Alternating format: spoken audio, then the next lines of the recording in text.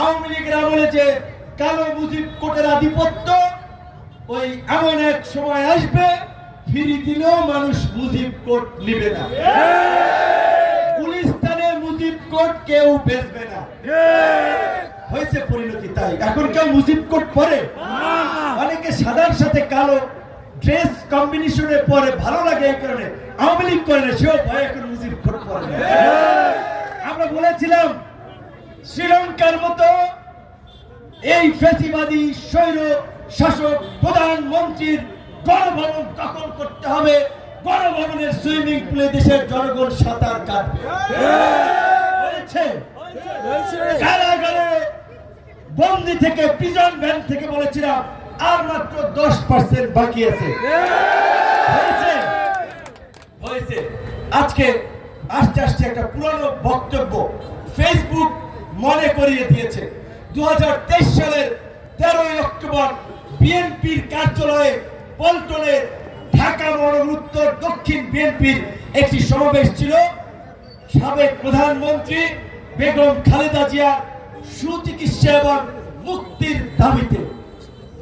ব্যাখ্যা বিস্তারিত বলি নাই, রাজনৈতিক সচেতন কর্মীরা বোঝে। বলেছিলাম যে খালেদা জিয়ার মুক্তি এবং গণতন্ত্রের মুক্তি একই সূত্রে গাঁথা। কাজে আমরা যদি ফ্যাসিবাদকে হটাতে পারি, গণতন্ত্রের মুক্তি হবে, খালেদা জিয়ারও মুক্তি হবে।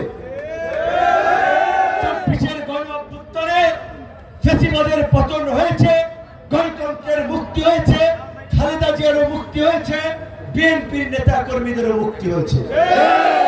আকাশচুম্বী জনপ্রিয়তা ছিল, এখন সেটি ডে বাই ডে কমছে। কারণ সরকারের কিছু বিতর্কিত কর্মকাণ্ডে কিংবা কিছু উপদেষ্টাদের বিতর্কিত কর্মকাণ্ডে। যেমন কিছুদিন আগে বিএনপির মহাসচিব বলেছিলেন এই সরকারের কয়েকজন উপদেষ্টা একটি রাজনৈতিক দলের পক্ষে কাজ করছেন, তাদেরকে উপদেষ্টার পদ থেকে সরে যেতে হবে। আজকে জামাতের নায়েবে আমির তাহির সাহেব বললেন, সংখ্যা উল্লেখ করে, যে সরকারের 4 থেকে 5 জন উপদেষ্টা একটি দলের পক্ষে কাজ করছেন।